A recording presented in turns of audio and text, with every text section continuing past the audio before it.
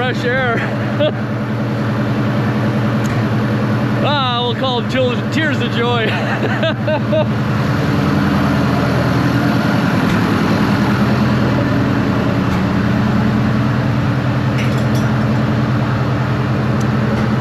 There it is. We got it to work. So yeah.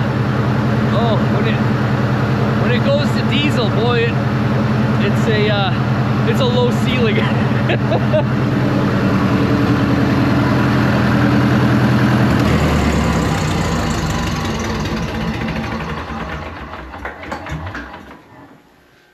Well, boy, what an emotional roller coaster. What an emotional roller coaster. So here's the story. Yeah, you have to excuse me. It's a little smoky in here, but actually, when it was running on gas, it actually, I could just set its mixtures, fuel air mixture, almost perfect with the choke there. But so here's what happened. It's it's exciting. So I was wrong. I was totally wrong. All these years I was wrong.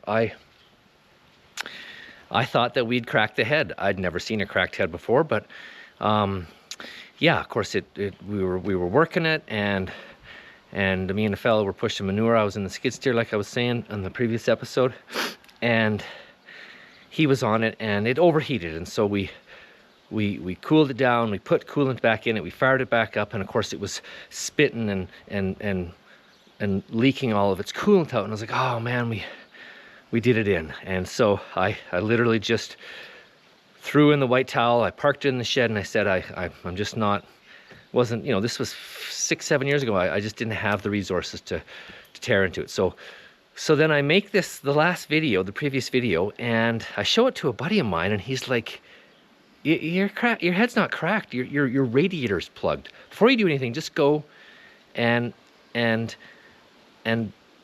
just pull the bottom rad hose off. And he said there was no coolant in the crank, and I said no. And I was kind of surprised too when we popped that off. And he said just see if the rad's plugged. And so sure enough, I took this.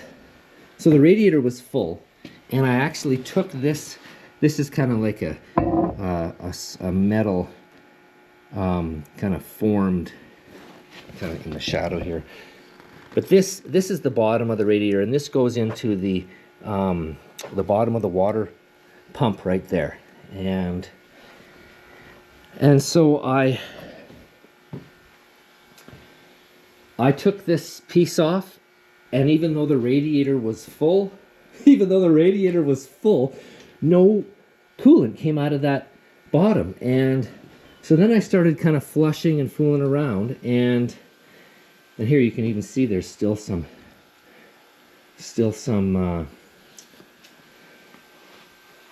grime in there. But basically what happened is he thinks, and he had it happen to him on a WD9 tractor, is, you know, the tractor, so his story was that he drove his tractor and, you know, parades and tractor pulls, and he would just kind of putter around with it. He never actually did anything with it. And then one summer he decided he was going to try to cultivate a little field with it. So he actually, like, you know, worked it for part of the day, and then all of a sudden, poof, just like that, it overheated. Or got really hot, and he couldn't keep coolant in it. He couldn't get it to cycle. He shut everything down, and he started kind of poking around, and same thing, he was getting all of this bubbling action, not bubbling, but just like forcibly, it was coming out of the machine, the radiator. And he drained it, and he looked in there, and he could see that the entire top, so this entire top in here was just plugged with like scale. And I don't know if his water was hard or if there was grime, but all the years that it just kind of puttered around, it never really got, you know, working hot. And then just like that, it plugged the top. So he took it apart and he rinsed, and everything was fine. So when he saw mine doing that same kind of boiling action out of here, he's like, check the radiator. So yeah, it was. And then of course, because it had sat down below with no radiator cap on it. That was, of course, another mistake that I made was not having a radiator cap. Then mice made a nest that I didn't see, and they actually filled it with cow hair, and so that was frustrating. And so then I ended up rinsing and flushing and took the thermostat out. The thermostat was, you know, super grimy, and it was actually being held open with hair. So anyways, now I just put in I couldn't get a fuel, or sorry, a new temperature gauge. So I had an old used one that's kind of shabby here, so I just put him in temporarily. He's kind of broken, but on the gauge there, but the face itself. But anyways, so now we're getting temperature. So I still have lots of flushing to do. I just have water in it right now, and so yeah, boy, how exciting. I went through all of this here the last couple of days, fooled around with the coil, set the points, put some new spark plugs in it, dropped the carburetor off, went through cleaned the carburetor, cleaned the fuel system, did a whole bunch on the gas side, and now, boom, it's just like, it just runs so nice on gas, and then it just flips over to diesel so easily. And I know it was kind of hard on starting it on the diesel with the ether and all that. So let's just turn that guy on. Wait, did he having trouble with that switch?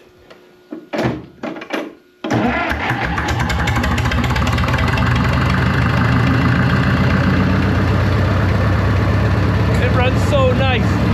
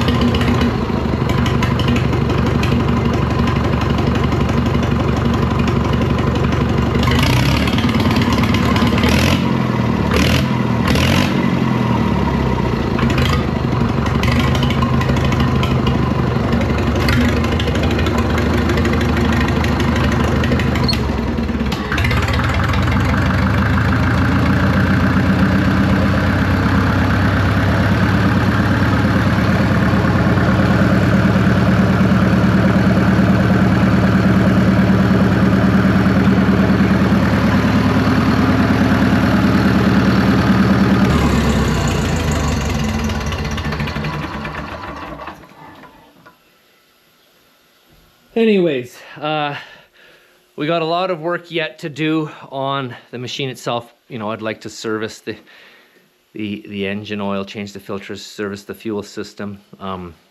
Need to check the final drives and the transmission, and I mean, there's a whole bunch to do. But boy, am I ever pleased.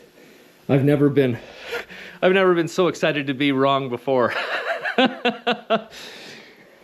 Anyways, yeah, thanks again for all your support and enthusiasm about this one, because this turned out to be a real blessing. I literally was like minutes away from tearing the head off and going through that whole thing. And I mean, there's a part of me that, of course, always wanted to see, and I'm sure there's other people who wanted to see and maybe do have a cracked head. And of course, I feel like I've now been legitimately clickbaiting and misleading. But you know, I that's what that fellow was saying. He said this is why it's so important to learn about these things. So anyways, there'll be more, and we'll keep you posted. And yeah, thanks again for joining me, and we'll look forward to seeing you on the next one. Bye for now.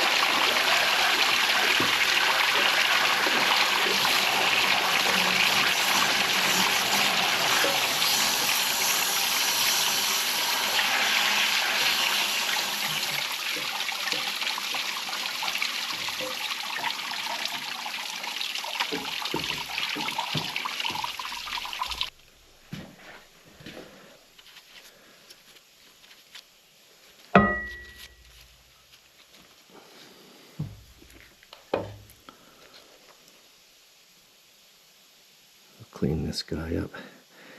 Pop that. Okay. A little bit of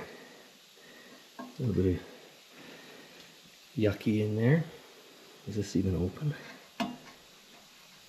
It was open. Let's see what happens if we do this. Wonder if I can.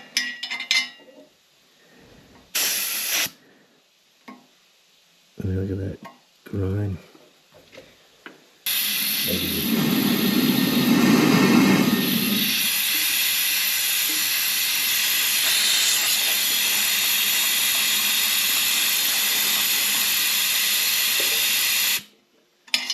Okay, that's pretty good.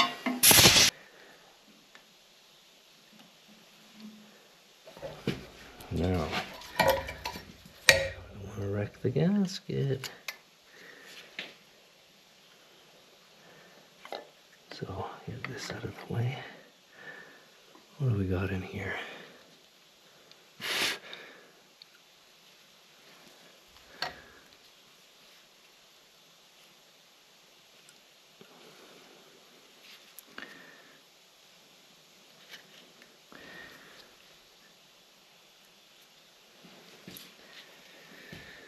Okay, well,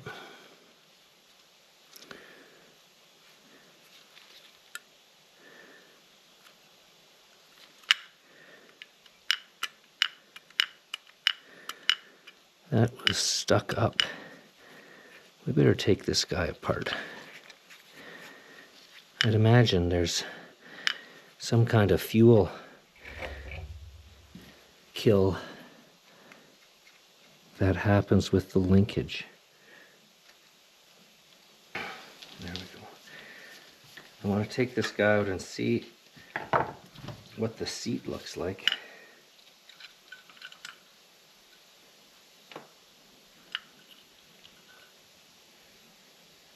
Okay.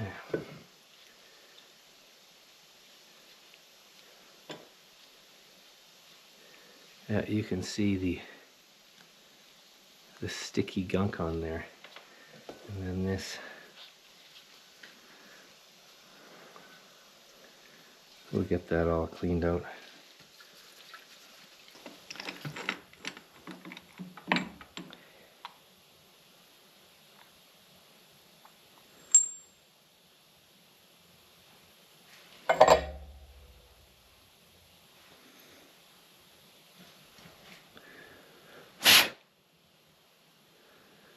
Well, there's definitely some moisture there. And not a lot of space for spark there. Barely even a thumbnail. I don't know if you can see that. Yes, there's a bit.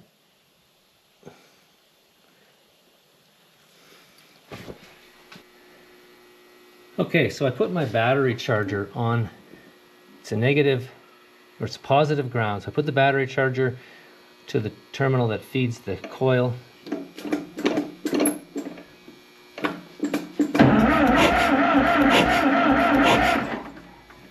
So there's definitely spark, but so there must be something in the wiring harness to get power to here. Because, let's just see if this works. Well, it might. Let's see. That'll mean that the decompression switch, electric switch in here is working. If this... Okay, now let's just double check that. We'll pretend to turn it to... We'll turn it now to diesel. So that should, in theory, shut that off. Let's just see. Maybe I'm wrong, but... Yeah, so that... Okay. So that switch... So we just need power to that. We just need power to come in here. I wonder why that switch isn't working.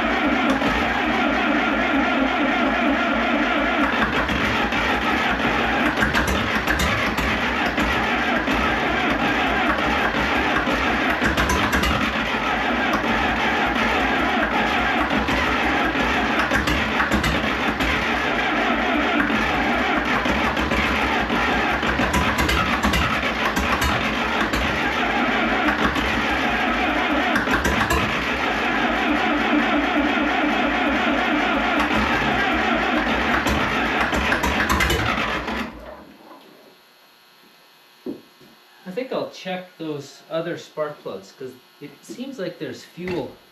That white it really smells like gas. So that one spark plug needed adjustment, maybe the rest do.